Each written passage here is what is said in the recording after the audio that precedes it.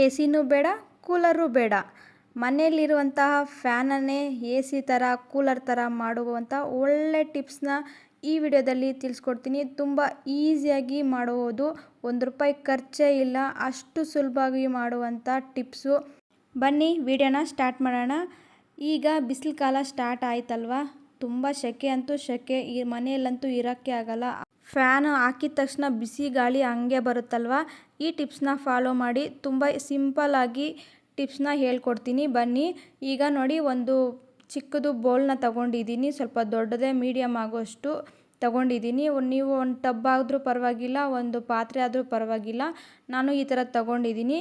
ಈಗ ಅದಕ್ಕೆ ಒಂದು 4 ಗ್ಲಾಸ್ ಆಗುವಷ್ಟು ನೀರನ್ನು ಹಾಕ್ಕೊಂಡಿದ್ದೀನಿ. ಈಗ ಅದಕ್ಕೆ ನಾನು 1 ಕಪ್ ಆಗುವಷ್ಟು ಐಸ್ ಕ್ಯೂಬ್ನ ಹಾಕ್ಕೊಂಡಿದ್ದೀನಿ. ಫುಲ್ಲು ಐಸ್ ಥರ ಇರುತ್ತಲ್ವ, ಈಗ ಅದನ್ನು ಹಾಕ್ಕೊಂಡು ಚೆನ್ನಾಗಿ ಮಿಕ್ಸ್ ಮಾಡ್ಕೊಬೇಕು.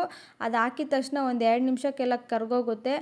ಈಗ ಈ ಥರ ದಪ್ಪದಾಗಿರೋ ಟವಲ್ನ ತಗೊಳ್ಳಿ.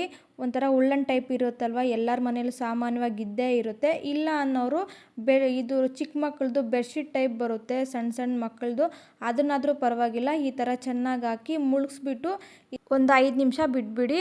ಆ ನೀರೆಲ್ಲ ಅದು ಫುಲ್ಲು ಟವಲೆಲ್ಲ ಅಬ್ಸರ್ವ್ ಮಾಡ್ಕೊಂಡ್ಬಿಟ್ಟಿರುತ್ತೆ.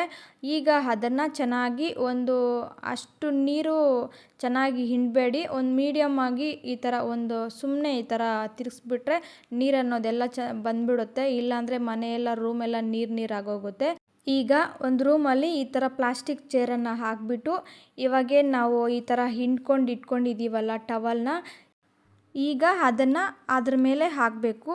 ಫುಲ್ಲು ನಾವು ಹಾಕ್ತಾ ಇದ್ದಂಗೆ ಒಂಥರ ಕೂಲಾಗಿ ಬರುತ್ತೆ, ಅಷ್ಟು ಚೆನ್ನಾಗಿರುತ್ತೆ. ಈ ಟಿಪ್ಸ್ನ ಮಾಡೋದ್ರಿಂದ ತುಂಬ ಯೂಸ್ಫುಲ್ ಆಗುತ್ತೆ, ಒಮ್ಮೆ ಟ್ರೈ ಮಾಡಿ ನೋಡಿ.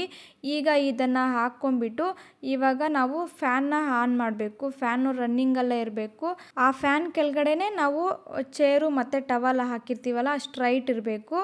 ಈಗ ಅದನ್ನೆಲ್ಲ ಹಾಕಿಬಿಟ್ಟು ನಾವು ವಿಂಡೋಸು ಮತ್ತು ಡೋರ್ಸು ಫುಲ್ ಕ್ಲೋಸ್ ಮಾಡಿಬಿಟ್ರೆ ರೂಮ್ ಅನ್ನೋದು ತುಂಬ ತಂಪಾಗಿ ಕೂಲಾಗಿರುತ್ತೆ, ಆರಾಮಾಗಿ ನಿದ್ದೆನೂ ಮಾಡ್ಬೋದು.